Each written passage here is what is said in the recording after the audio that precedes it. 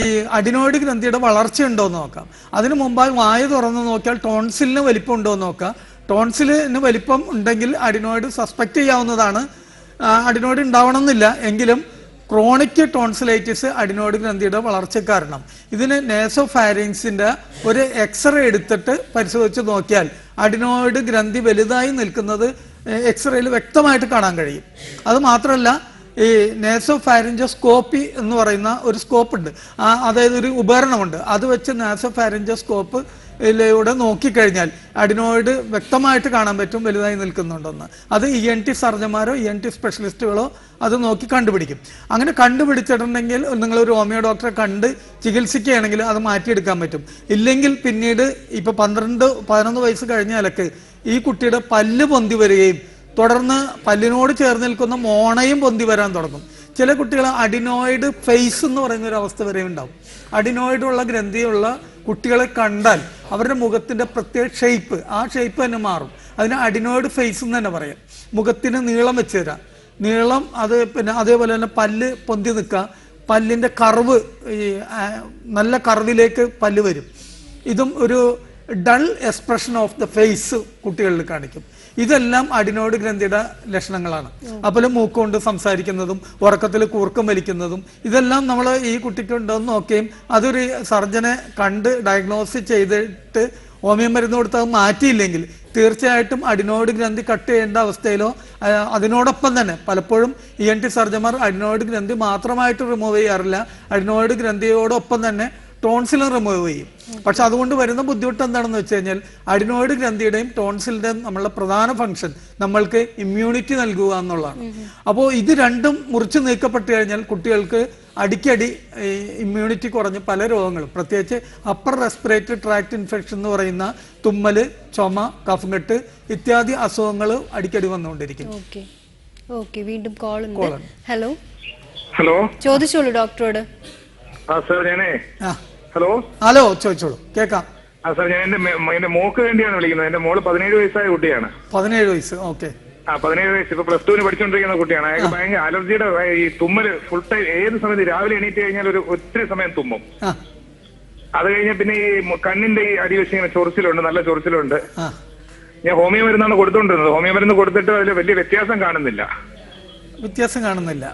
ഇല്ല. പിന്നെ ഞാൻ ഇടയ്ക്ക് അലോപ്പതി ട്രീറ്റ്മെന്റിൽ കുറച്ച് ഈ ലെവോസിറ്റിസിൻ എന്ന് പറയുന്ന സാധനം കൊടുത്തു. അത് ഒരാഴ്ച വരെ കണ്ടിന്യൂ ചെയ്തിട്ട് വ്യത്യാസം ഇല്ല. അതിന് വീണ്ടും ഹോമിയോയാണ് കൊടുത്തോണ്ടിരിക്കുന്നത്. പക്ഷെ അതിലൊരു വലിയ വ്യത്യാസം കാണുന്നത്. നല്ല തുമ്മലാണ്. രാവിലെ എണീറ്റ് കഴിഞ്ഞാൽ ഒരു അരമണിക്കൂറോളം ഇങ്ങനെ ഒരേ കണ്ടിന്യൂസ് ആയിട്ട് തുമ്മിക്കൊണ്ടിരിക്കും. രാവിലെ മാത്രമുള്ളൂ തുമ്മല്? ഇല്ല, രാവിലെ കഴിഞ്ഞ് കഴിഞ്ഞാൽ പിന്നെ ഉച്ചയ്ക്ക് വലിയ പ്രശ്നമല്ല. വൈകിട്ടായി കഴിഞ്ഞാൽ അതുപോലെ ഉണ്ട്. വൈകിട്ടുണ്ട്, ഉച്ചയ്ക്ക് കുറച്ച് സമയം തുമ്മും. അത് എന്തുകൊണ്ടാണ് തുമ്മുന്നത് എന്ന് പരിശോധന നടത്തി കണ്ടുപിടിച്ചിട്ടുണ്ട്. പല കാരണങ്ങൾ. ഒന്ന്, മൂക്കിന്റെ പാലത്തിന്റെ വളവ്, അലർജി, മൂക്കിനുണ്ടാകുന്ന ദശകള്, റിനോസ്പോഡിയോസിസ്, പോളിപ്പസ്, ഇതെല്ലാം തന്നെ കാരണങ്ങളാണ്. പല കാരണങ്ങളുണ്ട് ഇതിൽ എന്ത് കാരണം കൊണ്ടാണ് തുമ്മുന്നതെന്ന് നോക്കി മനസ്സിലാക്കിയിട്ട് വേണം മരുന്ന് കൊടുക്കാൻ. അലർജി കൊണ്ട് മാത്രമല്ല തുമ്മലുണ്ടാവുന്നത്. പിന്നെ അലർജി തന്നെ പലതരമുണ്ട്. ചിലപ്പോൾ ഒരാൾക്ക് ഒരു കാര്യത്തിന് മാത്രം അലർജി ഉള്ളെങ്കിൽ വളരെ പെട്ടെന്ന് അത് മാറ്റിയെടുക്കാം. ചില ആളുകൾ ടെസ്റ്റ് ചെയ്ത് നോക്കുമ്പോൾ അയാൾക്ക് 20-30 പദാർത്ഥങ്ങൾക്ക് അലർജി ഉണ്ടാവും. അങ്ങനെയുള്ളവരെ സംബന്ധിച്ചിടത്തോളം അത് ചികിത്സിച്ച് മാറ്റുന്നതിന് സമയം പിടിക്കും. പിന്നെ തുമ്മാതിരിക്കാനുള്ള മരുന്നുകൾ എൻ്റെ വ്യക്തിപരമായ അഭിപ്രായത്തിൽ ഹോമിയോപ്പതിയുടെ കാഴ്ചപ്പാടിലും ഒരു കാരണവശാലും തുമ്മാതിരിക്കാനുള്ള മരുന്ന് കൊടുക്കരുത്.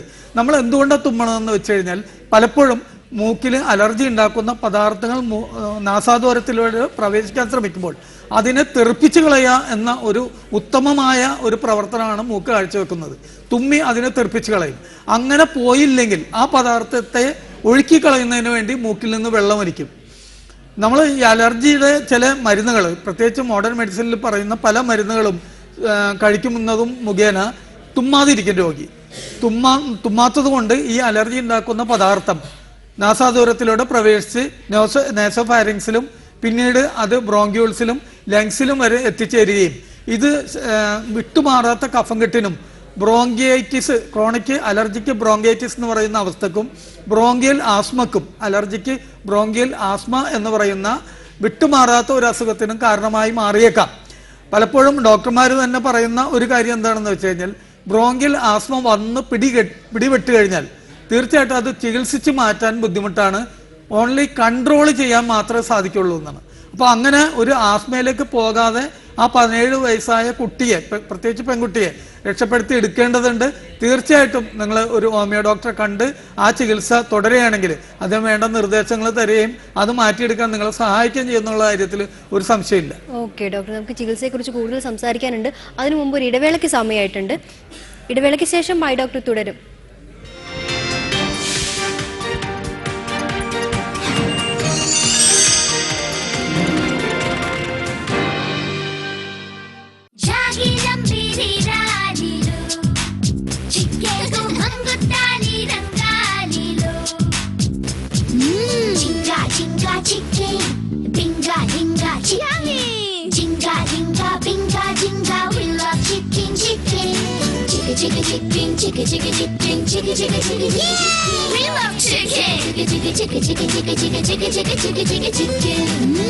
Chicken. Enjoy the real taste of fried chicken. Nippon ടൊയോട്ടയിൽ നിന്നും ടൊയോട്ട വാഹനങ്ങൾ സ്വന്തമാക്കാം ഇപ്പോൾ ആകർഷകമായ ആനുകൂല്യങ്ങളോടെ. Condition supply. എല്ലാ റിപ്പോർട്ടർ പ്രേക്ഷകർക്കും ഹോട്ടൽ ഓൾ സീസൺ കൊല്ലത്തിന്റെ ക്രിസ്മസ് പുതുവത്സരാശംസകൾ. സാറേ, ഇതിന്റെ ക്ലെയിമോ സാറിന്റെ ഏജന്റ് ബിനുവായിരുന്നില്ലേ? എന്ന് വെച്ചാ അയാളെ വിട്ടുപോയി. എന്ത്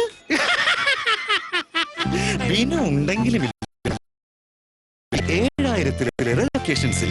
അപ്പോൾ ആയില്ലേ ഡബിൾ ഷോട്ട്. പുതിയ ലക്കം മാതൃഭൂമി ആരോഗ്യ മാസിക. കുട്ടികളുടെ ഭക്ഷണം സ്പെഷ്യൽ. കുട്ടികളുടെ ശാരീരികവും മാനസികവുമായ വളർച്ചയ്ക്ക് ആവശ്യമായ ഭക്ഷണങ്ങൾ. നടുവേദന മാറാൻ ആയുർവേദം, ലൈംഗിക ഉണർവിന് ലഘു വ്യായാമങ്ങൾ, കൂടാതെ മറ്റ് ഫീച്ചറുകളും. മാതൃഭൂമി ആരോഗ്യ മാസിക, അറിവിലൂടെ ആരോഗ്യം. ഇനി കഷണ്ടിയോട് പറയൂ good bye. Gulf Gate hair fixing, no compromise in quality. ജനനായക പുരസ്കാരം 2013 വോട്ടിംഗ് അന്തിമഘട്ടത്തിലേക്ക്. SMS-ലൂടെയും റിപ്പോർട്ടർ ലൈവ് വെബ് പേജിലൂടെയും കേരള ജനത രേഖപ്പെടുത്തിയ വോട്ടുകളുടെ അടിസ്ഥാനത്തിൽ മികച്ച MLA, മികച്ച MP, മികച്ച മന്ത്രി, മികച്ച ജനനേതാവ് എന്നീ വിഭാഗങ്ങളിലായി 4 പേർ വീതം അന്തിമഘട്ട വോട്ടിങ്ങിനായി തെരഞ്ഞെടുക്കപ്പെട്ടു. മികച്ച MLA-ക്കുള്ള പുരസ്കാരത്തിന് അന്തിമഘട്ടത്തിലെത്തിയ 4 പേർ: Kodiyeri Balakrishnan, PC George, VD Satheesan, KT Jaleel. മികച്ച MP-ക്കുള്ള പുരസ്കാരത്തിന് അന്തിമഘട്ടത്തിലെത്തിയ 4 പേർ: PC Chacko, ET Muhammad Basheer, A Sampath, MB Rajesh. മികച്ച മന്ത്രിക്കുള്ള പുരസ്കാരത്തിന് അന്തിമഘട്ടത്തിലെത്തിയ 4 പേർ: Oommen Chandy, KM Mani, MK Muneer, VK Ibrahim കുഞ്ഞ്. മികച്ച ജനനേതാവിനുള്ള പുരസ്കാരത്തിന് അന്തിമഘട്ടത്തിലെത്തിയ 4 പേർ: പിണറായി വിജയൻ, VM സുധീരൻ, അബ്ദുൽ നാസർ മഅ്ദനി, K സുരേന്ദ്രൻ. ഓരോ വിഭാഗത്തിലെയും 4 പേരിൽ നിന്ന് മികച്ച ജനപ്രതിനിധികളെയും മികച്ച ജനനേതാവിനെയും കണ്ടെത്താൻ റിപ്പോർട്ടർ ജനനായക പുരസ്കാരം 2013 അന്തിമഘട്ട വോട്ടിംഗിലും അണിചേരുക. മികച്ച MLA-ക്കുള്ള പുരസ്കാരത്തിനായി പൊരുതുന്ന 4 പേരിൽ മികവുറ്റയാളെ കണ്ടെത്താൻ CAT 1 എന്ന് ടൈപ്പ് ചെയ്ത് MLA-യുടെ പേരും ടൈപ്പ് ചെയ്ത് 563000 എന്ന നമ്പറിലേക്ക് SMS ചെയ്യുക. മികച്ച MP-ക്ക് വോട്ട് ചെയ്യാൻ CAT 2 എന്ന് ടൈപ്പ് ചെയ്ത് MP-യുടെ പേരും ടൈപ്പ് ചെയ്ത് 563000 എന്ന നമ്പറിലേക്ക് SMS ചെയ്യുക. മികച്ച മന്ത്രിക്ക് വോട്ട് ചെയ്യാൻ CAT 3 എന്ന് ടൈപ്പ് ചെയ്ത് മന്ത്രിയുടെ പേരും ടൈപ്പ് ചെയ്ത് 563000 എന്ന നമ്പറിലേക്ക് SMS ചെയ്യുക. മികച്ച ജനനേതാവിന് വോട്ട് ചെയ്യാൻ CAT 4 എന്ന് ടൈപ്പ് ചെയ്ത് നേതാവിൻ്റെ പേരും ടൈപ്പ് ചെയ്ത് 563000 എന്ന നമ്പറിലേക്ക് SMS ചെയ്യുക. ഓൺലൈനിൽ വോട്ട് ചെയ്യാൻ reporterlive.com-ൽ ജനനായക പുരസ്കാരം എന്ന ലിങ്ക് സന്ദർശിക്കുക. റിപ്പോർട്ടർ ജനനായക പുരസ്കാരം 2013.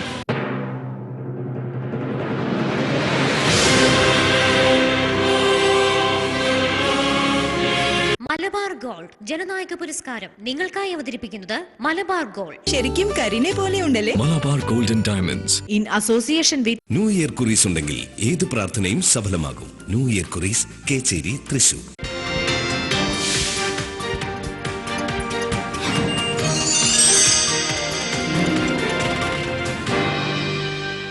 മൈ ഡോക്ടർ തുടരുന്നു. ഡോക്ടർ, നമുക്കൊരു കോളറിലേക്ക് പോകാം. ഹലോ. ഹലോ, ചോദിച്ചോളൂ ഡോക്ടറോട്. ഹലോ ഡോക്ടറെ. ചോദിക്കൂ. ഡോക്ടർ പറയൂ കേക്കാം. ഞാൻ മരട്ടിന്നാണ് ഹരിദാസ് എന്ന് പറയും. എന്റെ മോന് ഇങ്ങനെ കുറച്ചു നാളായിട്ട് ഭയങ്കരമായിട്ട് ഈ ജലദോഷമായിട്ട് വന്നോണ്ടിരിക്കാണ്. അങ്ങനെ അലർജി മാറുന്നില്ല. പല ഡോക്ടർമാരെയും കാട്ടി. മകനിപ്പോ എത്ര വയസ്സ് പ്രായമുണ്ട്? പല ഡോക്ടർമാരെ കാട്ടിയിട്ട് ഇതുവരും അങ്ങനെ വിട്ട് മാറുന്നില്ല. അത് എന്തുകൊണ്ടാണെന്ന് അറിയാൻ വേണ്ടിയാണ്. കുറെ കാരണങ്ങളുണ്ട്. ഞാൻ കുറച്ചു നേരത്തെ സംസാരിച്ച കാരണങ്ങൾ കൂടാതെ മറ്റു ചില കാരണങ്ങളും കൂടെ ഉണ്ട്. അത് ഞാൻ പറയാം. നേരത്തെ പറയാതിരുന്ന കുറച്ച് കാര്യങ്ങൾ. ഒന്ന്, കുട്ടി ധാരാളം കാർബോഹൈഡ്രേറ്റ് ആണ് കഴിക്കുന്നതെങ്കിൽ അതൊരു കാരണമാണ്. മൈദ ചേർത്ത ഭക്ഷണവും ഈ അരിപ്പൊടി കൊണ്ടുള്ള ഭക്ഷണവും കാർബോഹൈഡ്രേറ്റ് റിച്ച് ആയിട്ട് കഴിക്കും. മറ്റ് പ്രോട്ടീൻ്റെയും ഫാറ്റിൻ്റെയും കുറവ്, അതും ഒരു കാരണമാണ്. തൈറോയിഡ് ഒരു കാരണമാണ്. അങ്ങനെ നിരവധി കാരണങ്ങളുണ്ട്. അയണിൻ്റെ കുറവ് കൊണ്ടും കുട്ടിക്ക് മാറാത്ത തുമ്മലുണ്ടാവും. അതേപോലെ വൈറ്റമിൻ എയുടെ കുറവ് കൊണ്ടും വൈറ്റമിൻ ഡിയുടെ കുറവ് കൊണ്ടും ഇതുണ്ടാവും, തുമ്മലുണ്ടാവും. വൈറ്റമിൻ എയും ഡിയൊക്കെ നമുക്ക് കിട്ടാൻ ഏറ്റവും നല്ലത് മത്സ്യമാണ്. ഇന്നത്തെ തലമുറയിൽപ്പെട്ട കുട്ടികൾ മത്സ്യത്തിനോട് വളരെ വിരക്തിയാണ്. മാത്രമല്ല പല സ്കൂളുകളിലും ഈ മീനിൻ്റെ ഒരു ചീത്ത മണം അതായിരിക്കാം കാരണമെന്ന്. പല സ്കൂൾ അധികൃതരും ഒരു കാരണവശാലും സ്കൂളിൽ മത്സ്യം കൊണ്ടുവരാൻ പാടില്ല എന്ന് വിലക്കിയിരിക്കുകയാണ്. അപ്പോൾ കാലത്ത് ഏതായാലും മത്സ്യം കൊടുക്കാൻ പറ്റില്ല. രാത്രി കുട്ടികൾ ലൈറ്റ് ഫുഡായിട്ട് കഴിക്കും, മത്സ്യം കഴിക്കില്ല. അപ്പോൾ പൊതുവെ മത്സ്യത്തിനോട് കഴിക്കാതിരിക്കുകയും മത്സ്യത്തിനോട് താല്പര്യം കുറഞ്ഞു വരുന്നതും വൈറ്റമിൻ എയുടെ ഒരു കുറവിന് കാരണം. വൈറ്റമിൻ ഡിയുടെ ഒരു പ്രധാന സോഴ്സ് സൂര്യപ്രകാശമാണ്. ഇന്നത്തെ കുട്ടികളെ നമ്മൾ സൂര്യപ്രകാശത്തിലേക്ക് വിടാതെ വീടിന് മുന്നിൽ വന്ന് നിൽക്കുന്ന സ്കൂൾ വണ്ടിയിൽ കയറ്റി വിടുകയും സ്കൂളിൽ ചെന്ന് ഇറങ്ങി വെയിൽ കൊള്ളാതെ ഇറങ്ങുകയും ക്ലാസ്സിലിരിക്കുകയും അവിടെ നിന്ന് സ്കൂൾ വണ്ടിയിൽ വീണ്ടും വീട്ടിലേക്ക് വരികയും വീട്ടിൽ നിന്ന് എത്തിക്കഴിഞ്ഞാൽ ഉടനെ തന്നെ റിമോട്ട് കയ്യിലെടുത്ത് ടി വി കാണുക അല്ലെങ്കിൽ കമ്പ്യൂട്ടറിന് മുന്നിലിരിക്കുകയും ചെയ്യും. വെയിൽ കൊള്ളാതിരിക്കുന്ന ഒരു സമൂഹമാണ് അല്ലെങ്കിൽ അടുത്ത ഒരു തലമുറയാണ് വരുന്നുകൊണ്ടിരിക്കുന്നത്. ഇതെല്ലാം ഇതിൻ്റെ കാരണങ്ങളാണ്. ആ കുട്ടിക്ക് ജലദോഷം മാറുന്നില്ലെങ്കിൽ രക്തക്കുറവ്, വൈറ്റമിൻ എയുടെ കുറവ്, വൈറ്റമിൻ ഡിയുടെ കുറവ്, ഇതെല്ലാം റൂൾ ഔട്ട് ചെയ്യണം തീർച്ചയായിട്ടും. അങ്ങനെ അതുകൂടാതെ കാർബോഹൈഡ്രേറ്റ് അധികം മാത്രമാണ് കഴിക്കണമെന്ന് നോക്കണം. തൈറോയിഡിൻ്റെ കുറവുണ്ടോയെന്ന് നോക്കണം. മൂക്കിൻ്റെ പാലത്തിന് വളവുണ്ടോയെന്ന് ശ്രദ്ധിക്കണം.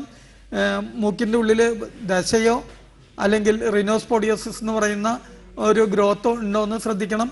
ഇത്യാദി പല കാരണങ്ങളുണ്ട്. ഇതെല്ലാം റൂൾ ഔട്ട് ആണ്. തലയിൽ ഉണ്ടാകുന്ന താരം പോലും അലർജി ഉണ്ടാക്കാം. അത് അലർജി ഉണ്ടാക്കുന്ന ഒരു പ്രധാന ഒരു വസ്തുവാണ്. അത് അലർജി ഉണ്ടാക്കുന്ന വസ്തുവാണ് ഈ തലയിൽ താരം ചികിത്സിച്ചു കഴിഞ്ഞ് താരം മാറിക്കഴിഞ്ഞാൽ തുമ്മാത്ത ധാരാളം പേരുണ്ട്. ഓക്കെ ഡോക്ടർ, വീണ്ടും കോൾ ഉണ്ട്. ഹലോ ചോദിച്ചോളൂ ഡോക്ടറോട്. Hello doctor. ചോദിക്കോ. എനിക്കൊരു 5 വർഷത്തോളമായി ഡോക്ടർ. എങ്ങനെ പറഞ്ഞെങ്കിൽ 2 മൂക്കിൽ എനിക്ക് ശ്വാസം കിട്ടാറില്ല. അത് 2 മൂക്കിൽ പറഞ്ഞെങ്കിൽ ഇപ്പോഴേ ഒരു വർഷം മുമ്പ് രൂക്ഷമായിട്ടുണ്ടായിരുന്നു. ഇപ്പൊ അത് എങ്ങനെയാന്ന് പറഞ്ഞെങ്കിൽ ഞങ്ങൾക്ക് വായിലെ ശ്വാസം കഴിക്കാതെ എനിക്കൊരു തൃപ്തി ആന്നേയില്ല. പിന്നെ കിടക്കുമ്പോഴുള്ള അസ്വസ്ഥത, ഭക്ഷണം കഴിക്കാൻ പറ്റുന്നില്ല, എന്തെങ്കിലും ഓടാനോ അല്ലെങ്കിൽ എന്തെങ്കിലും ഒരു ജോലി ചെയ്യാനോ പറ്റുന്നില്ല. കാരണം ഇപ്പൊ സംസാരിക്കും. ഞാൻ നല്ല പാട്ട് പാടുന്ന ഒരു വ്യക്തിയായിരുന്നു. ഇപ്പൊ എന്റെ പാട്ട് മൂക്കിലാണ് പിന്നെ വരുന്നുള്ളത്. പിന്നെ ഹോമിയോ ഡോക്ടർ ഞാൻ പല ഡോക്ടറെ കണ്ട് എന്നിട്ട് എനിക്കൊരു ഭേദമായിട്ടില്ല. അങ്ങനെ ഹോമിയോ ഡോക്ടറെ അടുത്ത് പോയിട്ട് ഇങ്ങനെ 1 രൂപ കൊടുത്തിട്ട് കിട്ടുന്ന ഹോമിയോപ്പതി ഞാൻ ഗവൺമെന്റ് പോയിട്ടാകുമ്പോ അവിടെ നിന്ന് എനിക്കൊരു ഗുളിക തന്നെ അത് എനിക്കൊരു ആശ്വാസമായിട്ട് മാറിയിട്ടുണ്ടായിരുന്നു. ഇപ്പൊ എനിക്ക് കാരണം ശ്വാസം കഴിക്കാനും പറ്റുന്നില്ല. 2 മൂക്കിൽ ഞാൻ കഴിച്ചിട്ട് ഞാൻ 5 വർഷത്തോളമായി, എന്റെ ഓർമ്മയിൽ 5 വർഷത്തോളമായി 2 മൂക്കിൽ ഞാൻ ശ്വാസം കഴിച്ചിട്ട്. അപ്പൊ ഇതില് നമുക്ക് ഈ ഒരു പ്രോഗ്രാമിലൂടെ എനിക്ക് മരുന്ന് നിർദ്ദേശിക്കാനും അതേപോലെ താങ്കളെ പരിശോധിച്ച് നോക്കുന്നതിനും നിവൃത്തിയില്ലാത്തൊരു സ്ഥിതിയാണ് ഇവിടെ ഉള്ളത്, സ്റ്റുഡിയോയിലുള്ളത്. അപ്പോൾ തീർച്ചയായിട്ടും അത് പരിശോധിച്ച് നോക്കണം. ഒന്ന് നേരിട്ട് എനിക്ക് ഇവിടെ ഇരുന്നിട്ട് പറയാൻ പറ്റില്ല.